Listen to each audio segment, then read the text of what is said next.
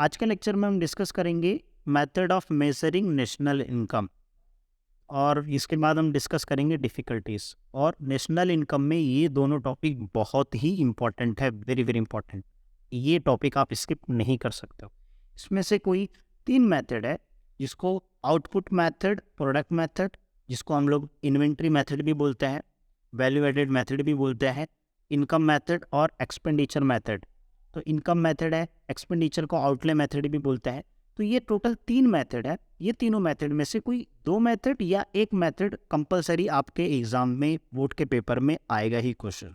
I repeat, ये तीनों में से कोई आपको एक क्वेश्चन बोर्ड एग्जाम में आएगा, है ना। इसके लिए इसको पढ़ना बहुत ज़रूरी है।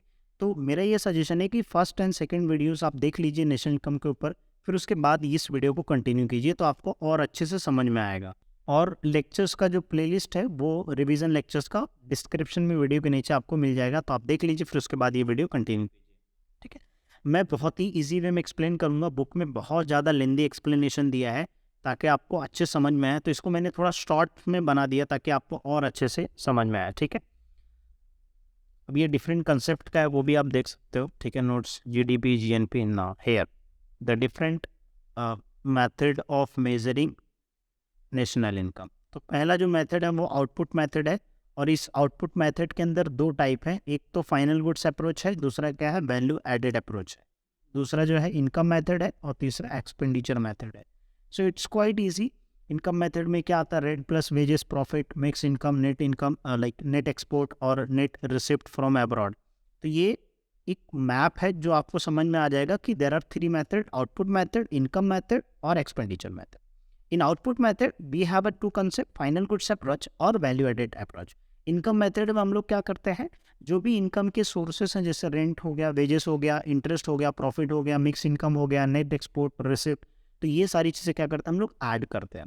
और एक्सपेंडिचर में हम लोग क्या करते हैं, जो भी एक्सपेंडिचर होता है, चाहे वो कंजम्पशन के लिए किया जाए, चाहे वो इन्वेस्टमेंट के लिए किया जाए, चाहे गवर्नमेंट एक्सपेंडिचर करता है, उन सब का एक वैल्यू अपन कैलकुलेट करते हैं। तो ये 3 मैट्रिक के थ्रू हम लोग क्या कर सकते हैं, बता सकते हैं कि नेशनल इनकम अपने कंट्री का कितना है, ठीक है।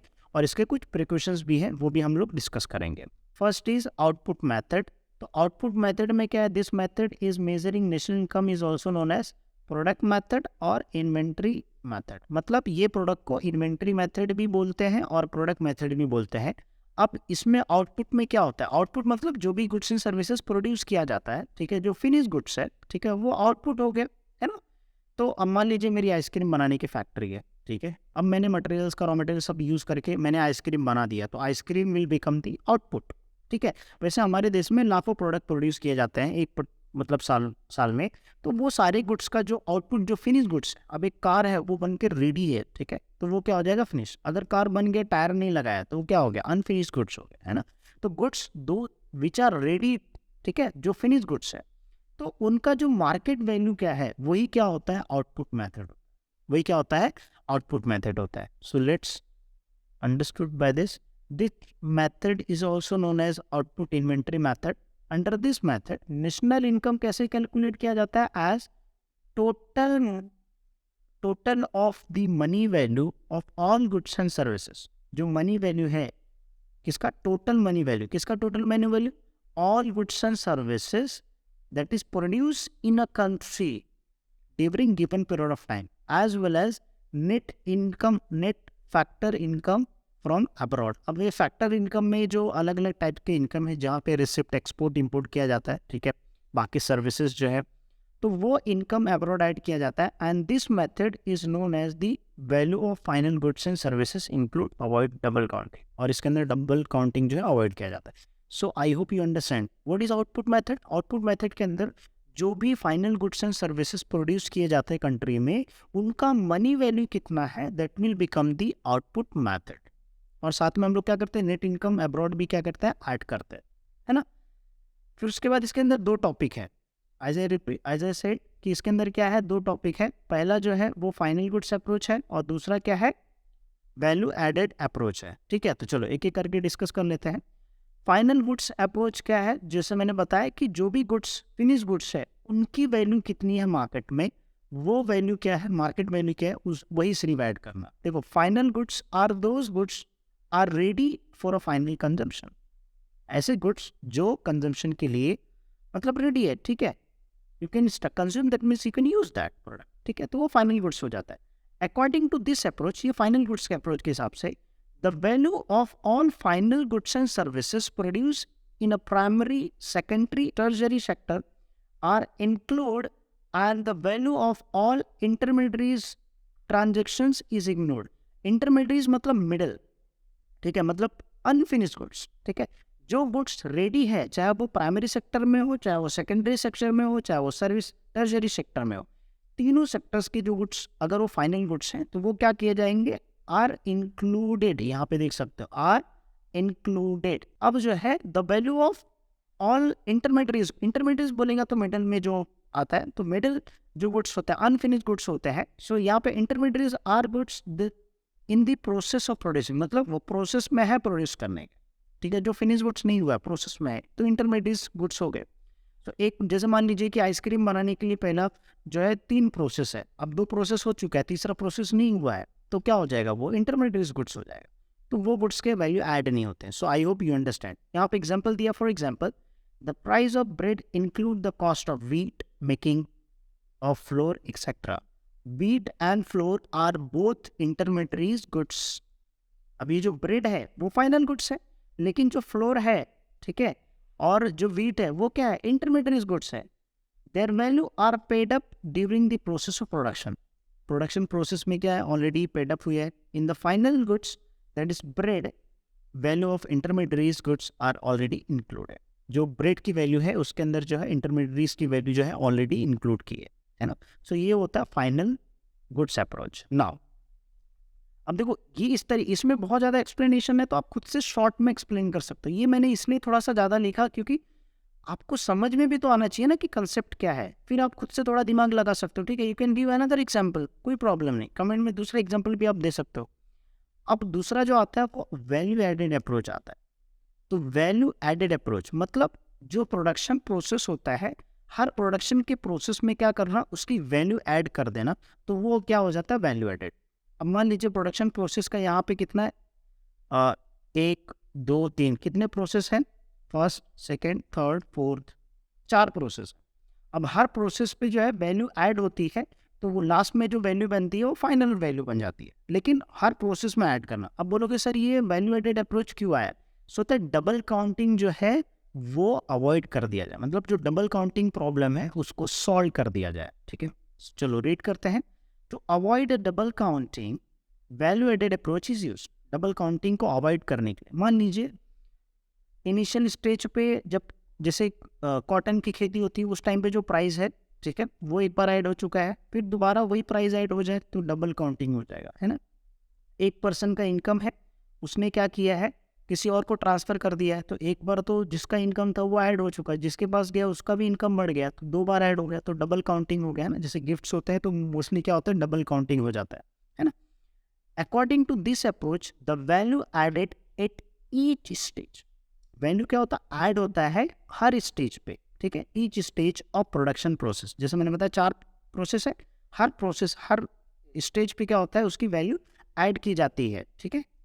The difference between the value added, value of final outputs and the inputs at each state of production is called as value added. मतलब जो फाइनल गुड्स की वैल्यू है और जो हर स्टेजेस पे यूनिट ऐड किया जा रहा है, तो वो क्या होता है, वैल्यू एडेड अप्रोच होता है। जैसे एग्जांपल के तौर पे यहाँ पे मैं आपको समझाता हूँ। जैसे मान लीजिए ए प्रोसेस है, ये बी प्रोसेस है, सी प्रोसेस। ये प्रोसेस पे इसकी 50 रुपीज़ वैल्यू थी, ठीक है। अब ये प्रोसेस क्या हो गया, कंप्लीट हो चुका है। अब ये बी प्रोसेस में जाएगा तो ये 50 रुपीज़ तो ऐड होगा, है ना, 50 रुपीज़ ऐड होगा, प्लस इस प्रोसेस को कंप्लीट करने का मान लीजिए 100 रुपीज़ है, तो अब ये जो 150 ऐड होगी, ये नेक्स्ट इसमें कितना चल जाएगा, थर्ड वाले में ये इनपुट हो जाएगा 150। 150 क्या हो जाएगा, इसका इनपुट हो जाएगा, क्योंकि बी में कंप्लीट किया तो इसकी वैल्यू इतनी। अब जब सी प्रोसेस करेगा तो उसके अंदर 100 और ऐड कर देगा, तो टोटल वैल्यू क्या बन जाएगी, 50 बन जाएगी। मतलब हर स्टेज पे क्या हुआ वैल्यू, इसी स्टेज पे 50 था, इसी स्टेज पे 100 था, तो दोनों को ऐड किया तो कितना हो गया, 150 हो गया। तीसरे पे कितना था, तीसरे पे ये गया 51 100 हुआ और ऐड हुआ 150 इनपुट, तो क्या हो गया, ये 250 हो गया। तो हर स्टेजेस पे ऐड होता है। यहाँ पे एग्जांपल देख लेते हैं जो बुक में दिया ताकि आपको और अच्छे से समझे। यहाँ पे आप देख सकते हैं पहला जो स्टेज है वो अब देखिए ये वैल्यू ऑफ आउटपुट, जो आउटपुट है ए प्रोसेस का आउटपुट है, बी प्रोसेस का आउटपुट है, सी प्रोसेस का, इसका 100 है, इसका 100 है, इसका 50, ये जो आउटपुट है, ठीक है। वैल्यू ऑफ इनपुट, इसका ए का जो आउटपुट है बी वाले का क्या बन जाएगा, इनपुट बन जाएगा, और जो बी वाले का आउटपुट है सी वाले का क्या बन जाएगा, इनपुट बन जाएगा। मतलब ये प्रोसेस का जो आउटपुट है इसका क्या बन जाएगा, इनपुट बन जाएगा, और इसका जो आउटपुट है इसका क्या बन जाएगा, इनपुट बन जाएगा, और इसका जो आउटपुट है इसका क्या बन जाएगा, इनपुट बन जाएगा। एक प्रोसेस से दूसरे प्रोसेस, ठीक है। वीडियो को पॉज करके वापस से सुन लेना, समझ में आएगा। एक ए प्रोसेस का जो आउटपुट है बी वाले का क्या बन जाएगा, इनपुट बन जाएगा, और बी वाले का जो आउटपुट है वो सी वाले का क्या बन जाएगा, सी प्रोसेस का जो है इनपुट बन जाएगा। तो वैल्यू ऑफ इनपुट्स और वैल्यू एडेड, ये वैल्यू ऐड करना। अब मान लीजिए कॉटन है तो उसकी जो आउटपुट प्राइस है वो कितनी है, 150 है। तो अब यहाँ पे फर्स्ट प्रोसेस पे उसकी प्राइस कितनी, 150 है। तो क्या यहाँ पे वैल्यू ऑफ इनपुट क्या रहेगा, बेसिकली फर्स्ट प्रोसेस में क्या रहेगा, 0 रहेगा, क्योंकि इसकी वैल्यू 150 है। यहाँ पे कुछ प्रोसेस फर्स्ट प्रोसेस पे आया, ठीक है। अब जब ये सेम कॉटन दूसरे प्रोसेस पे जाएगा, अब ये वाला जो इन कॉटन का है ये इधर क्या हो गया, इनपुट हो गया, क्या हो गया, इनपुट, और ये बी प्रोसेस को करने का 100 ऐड कर दिया, सो दैट विल बिकम 250। अब ये जो 250 है ये जब सी प्रोसेस क्लोथ में जाएगा तो ये इसका क्या बन गया, इनपुट बन गया, और इस क्लोथ को प्रोसेस करने का कितना हुआ, इसके अंदर वैल्यू ऐड हुआ, 150 ऐड हुआ। सो 250 प्लस 150 विल बिकम 400, और ये 400 क्या हो जाएगा, इस प्रोसेस का इनपुट हो जाएगा, और इस प्रोसेस को शर्ट को प्रोसेस करने का 100 रुपीज कॉस्ट। तो ये क्या हो गया टोटल फाइनल, तो ये 500 का हो गया total. So I hope you understand what is value added approach. Now अब हम लोग डिस्कस करते हैं इसके प्रिकॉशंस। अगर आप प्रिकॉशंस की बात करते हो तो इसमें कौन सी चीज़ों का हमको ध्यान रखना पड़ता है। Precaution basically we have to measures in such way that वो डबल काउंटिंग ना हो या एक्स्ट्रा कैलकुलेट ना किया जाए, ठीक है। क्या चीज़ों का ध्यान रखना पड़ता है, avoid double counting, only final goods and services must be taken in account. Depreciation of capital should be deducted, minus करना चाहिए डेप्रिसिएशन। वैल्यू ऑफ एक्सपोर्ट, जो value of export and export का जो वैल्यू है वो ऐड होना चाहिए, और इंपोर्ट का वैल्यू क्या होना चाहिए, डिडक्ट होना चाहिए, मतलब माइनस होना चाहिए। Sales and purchase of second hand goods and services, ये क्या होने चाहिए, इग्नोर होनी चाहिए, ठीक है। That is not part of current production, current production का उसका पार्ट नहीं है, तो इसके लिए सेकेंड हैंड का वो इग्नोर करना चाहिए उसकी value.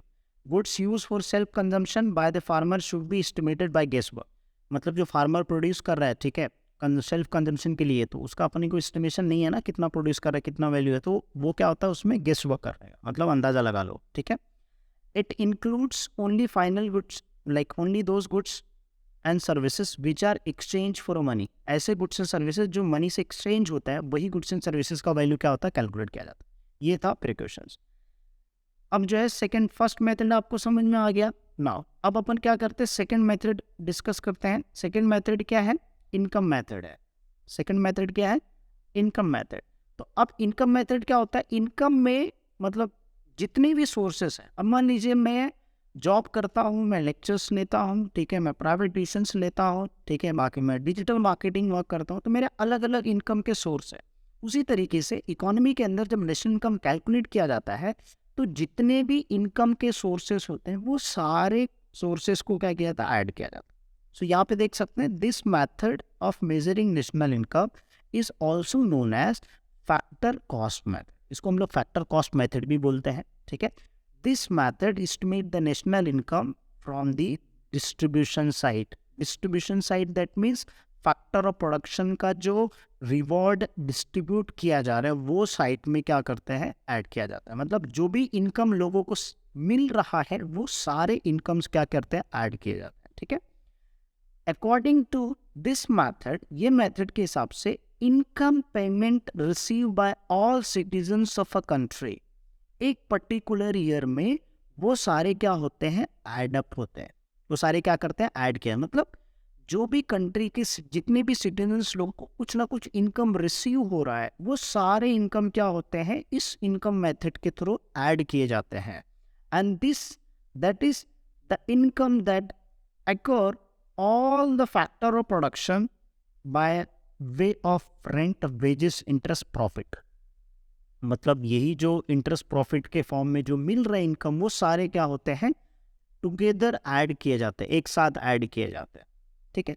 But the income receive in the form transfer payment, जो ट्रांसफर पेमेंट होता है वो क्या किया जाता है, इग्नोर किया जाता है। क्यों? ट्रांसफर पेमेंट जैसे मान लीजिए डोनेशन आपने दिया है, ठीक है, वो क्या होता है, ट्रांसफर पेमेंट होता है। स्कॉलरशिप आपने दे दी है, ओल्ड एज पेंशन है, वो क्या है, ट्रांसफर पेमेंट है, जो नेशनल इनकम में कैलकुलेट नहीं किया जाता है। The data pertaining to income are obtained from the different source, और ये जो इनकम के सोर्सेज हैं ये अलग अलग सोर्सेज से जरिए से जो है इनकम का, जैसे बैंक में कितना इनकम है उससे मिल जाता है, लोग आईटी फाइल करते हैं तो उससे पता चल जाता है लोगों का इतने इनकम है ना।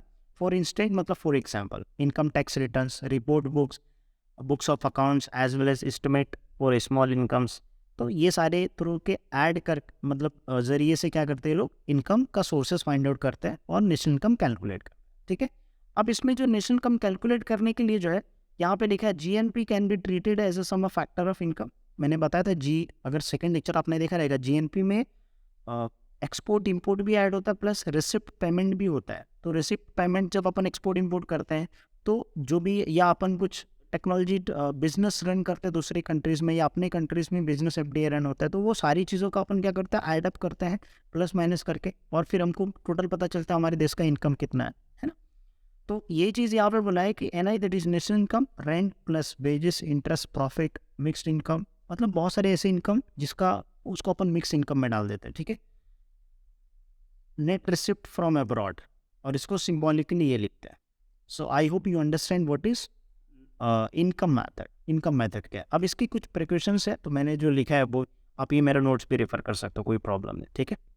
अभी प्रिकॉशंस में देखो मैंने शॉर्ट में बना दिए हैं। Transfer payment like pension, gift, donation, gains from gambling and lotteries etcetera are to be exclude. Exclude करना मतलब इंक्लूड नहीं करना, ठीक है। All unpaid service of housewife and the help of friend should be excluded. आप friend को help करते हो तो उसकी आप पेमेंट करते हो क्या, नहीं। ये जो अनपेड सर्विस है जिसको पेड नहीं करते वो सारे क्या होते हैं, एक्सक्लूड किए जाते हैं। Any income from sale of second hand car like goods, car etcetera are should be ignore. First वाले में भी आउटपुट मेथड में भी यही था, इसमें भी वही है कि सेकेंड हैंड का अपन इनकम ऐड नहीं करते। Net income from abroad should be included. जो नेट इनकम अब्रॉड है, export minus import, receipt minus payment, वो क्या होते हैं, इंक्लूड होते हैं। अनडिस्ट्रीब्यूटेड प्रॉफिट मतलब जो रिजर्व के लिए कंपनी रख लेता है, प्लगिंग बैक प्रॉफिट, ठीक है, of a company, governments income and profits of the government should be included. और वो सारी चीज़ें क्या होती है, इंक्लूड की जाती है जब भी इनकम मेथड में कैलकुलेट किया जाता है। अब ये थर्ड मेथड है एक्सपेंडिचर मेथड। तो एक्सपेंडिचर मेथड जितने भी एक्सपेंडिचर हैं, जैसे कंजप्शन के लिए जो किया जाए, जो इन्वेस्टमेंट के लिए किया जाए, जो गवर्नमेंट करता है, जो एक्सपोर्ट इंपोर्ट के लिए करता है, वो सारे इसके अंदर ऐड होते हैं। चलो देख लेते हैं अपन बुक में, ताकि अपने को इजीली समझ में आ जाए, ठीक है। Third is expenditure method. This method measuring on national income is also known as outlay method. Income method का फैक्टर कॉस्ट, इसको क्या है, outlay method. According to this method, इस मेथड के हिसाब से total expenditure incurred by the society in a particular year is added together.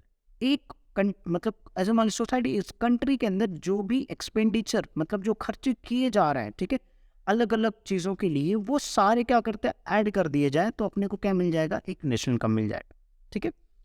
Income can be spend, देखो income मतलब मेरा जो इनकम है जो मैं कमाता हूँ वो can be spend either on consumption goods और कैपिटल गुड्स, ठीक है। मेरा डेली कंजम्पशन के लिए कर सकता हूँ, या तो फिर मैं कैपिटल्स, ठीक है, कैपिटल गुड्स बेसिकली एसेट्स के लिए मैं क्या करता हूँ, स्पेंड कर सकता हूँ। तो ये सारी चीज़ें क्या होती है, ऐड कर दी जाती है, ठीक है। Thus we can get the national income by summing up all consumption expenditure, investment expenditure made by the individuals or business firm as well as government of a country during the year। चाहे वो एक individual expenditure करे, चाहे वो एक business expenditure करे, या फिर गवर्नमेंट करे। अगर इंडिविजुअल करेगा तो वो क्या बन जाएगा, कंजम्पशन बन जाएगा। अगर वो बिजनेस खर्चा करेगा तो क्या बन जाएगा, इन्वेस्टमेंट बन जाएगा। अगर गवर्नमेंट करेगा तो क्या बन जाएगा, गवर्नमेंट एक्सपेंडिचर बन जाएगा। इसके लिए C+I+G। और साथ में जो अपन एक्सपोर्ट इंपोर्ट के लिए करते हैं, चाहे वो इंडिविजुअल करता है, गवर्नमेंट, ठीक है, या बिजनेस फर्म, रिसिप्ट पेमेंट, वो भी क्या किया था, ऐड कर दिया जाता। So that will become the expenditure method. So I hope आपको समझ में आ गया होगा, ठीक है। और लेक्चर्स कैसा लग रहा है थोड़ा कमेंट करके जरूर बताइएगा, मोटिवेट करिएगा कि हाँ समझ में आ रहा है कि नहीं समझ में आ रहा है, ठीक है। कुछ पॉइंट अगर मैं मिस आउट कर देता हूँ तो प्लीज़ आप कमेंट भी कर दीजिएगा, ताकि दूसरे लोगों को वो पॉइंट कमेंट में जब जाएँ वो कमेंट करने के लिए तो पढ़ लेवें, ताकि उनको वो सारी चीज़ें भी पता चल जाए, ठीक है। अब इसमें C++ वही सी मतलब कंजम्पशन बताया, तो प्राइवेट एक एक करके इंडिविजुअली एक्सप्लेन किया है कि जो हाउस होल्ड करते हैं, जैसे टेलीविज़न सेट लिया, वॉशिंग मशीन लिया, है ना, कंप्यूटर्स ले रहा है, कार ले रहा है, तो ये इंडिविजुअल एक्सपेंडिचर्स हो गया, ठीक है। अब जैसे ड्यूरेबल गुड्स है, अब नॉन ड्यूरेबल में जैसे मान लीजिए कि वेजिटेबल्स या बाकी डेली यूजेस के लिए ले रहा है, तो दो तरीके का एक्सपेंडिचर होता है, एक ड्यूरेबल होता है और एक क्या होता है, पेरिशेबल गुड्स के लिए करता है invest. It refers to the expenditure made by the private business or replacement or renewables or the new investment। मतलब जब बिजनेस इन्वेस्टमेंट करता है या बिजनेस जो ऑलरेडी चल रहा है उसके अंदर और रिप्लेसमेंट कर रहा है मशीनरी कैपिटल्स का, तो वो क्या हो जाता है, आय हो जाता है।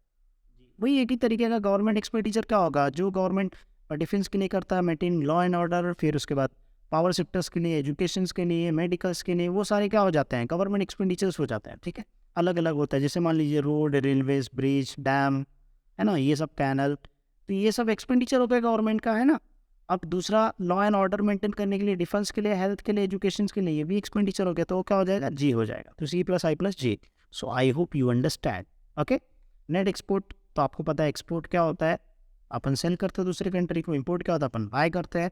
रिसिप्ट क्या होता है, अपने को पेमेंट मिलता है, और पेमेंट क्या होता है, अपन पेमेंट करते हैं। तो ये कब होता है, जब एक्सपोर्ट इम्पोर्ट किया जाता है, ठीक है, जब बिजनेस होता है। आप सेम वे इसके प्रिकॉशन देख लेते हैं अपन, ठीक है। जो प्रिकॉशंस है वो मैंने काफ़ी सिंप्लीफाइड लिखा है ताकि आपको समझ में आ जाए। फर्स्ट क्या है, expenditure on all intermediate goods and services should be ignored to avoid double counting.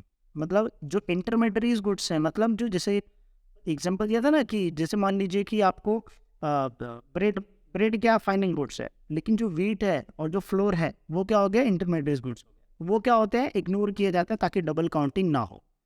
Expenditure on repurchase और सेकंड हैंड, अगेन ये क्या किया जाएगा, इग्नोर किया जाएगा, बिकॉज ये करंट में कंजम्पशन प्रोडक्शन में कोई उसका यूज नहीं है, ठीक है।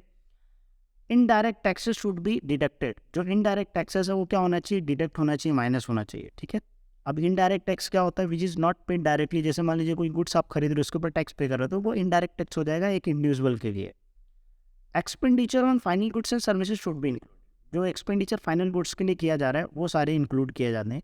Subsidies should be included. अब इस सब्सिडीज़ क्या होता है, एक तरीके का गवर्नमेंट छूट देता है, कैश बेनिफिट देता है, चाहे वो बिजनेस के लिए, चाहे वो गवर्नमेंट इंडिविजुअल्स के लिए, है ना, वो सब्सिडीज़ होता है। जैसे मान लीजिए एक बिजनेस एक्सपोर्ट ज़्यादा कर रहा है, तो उसके लिए क्या करता है गवर्नमेंट, उसको टैक्स मतलब रीपेमेंट कर देता है, वापस से टैक्स कम कर देता है, ड्यूटीज़ कम कर देता है ना। तो उसको बेसिकली बिजनेस को ढेर सारा कैश मिल जाता है गवर्नमेंट की तरफ से, तो वो बिजनेस को एक सब्सिडीज़ देना होता है। अपन जब पहले क्या करते, गैस बांटने पर अपने को पैसा रिटर्न आ जाता था, वो सब्सिडीज़ था। अभी तो नहीं आता है, लेकिन पहले आता था। सो वो भी क्या हो जाएगी, इंडिविजुअल के लिए सब्सिडीज हो जाएगी। So I hope you understand this topics, what is income method, what is output method, what is expenditure method. ना अभी आपको जो समझा है इसका एक फीडबैक मुझे कमेंट सेक्शन में जरूर दे दीजिएगा, ताकि मुझे समझ में आ जाएगा कि मुझे क्या एक्चुअल इंप्रूवमेंट करना है, ठीक है। चलो, और नोट्स का जो है लिंक मैं डिस्क्रिप्शन में दे दूँगा। नेक्स्ट लेक्चर में अपन क्या डिस्कस करेंगे, डिफिकल्टीज डिस्कस करेंगे, मेजरिंग नेशनल इनकम। जो डिफिकल्टीज़ है नेशनल इनकम को कैसे, क्या क्या डिफिकल्टीज होती है, ये सारे जो अपन पढ़े मेथड में, वो हम लोग पढ़ेंगे थ्योरेटिकल्स एंड स्टैटिकल्स, ठीक है। चलो मिलते हैं नेक्स्ट वीडियो में।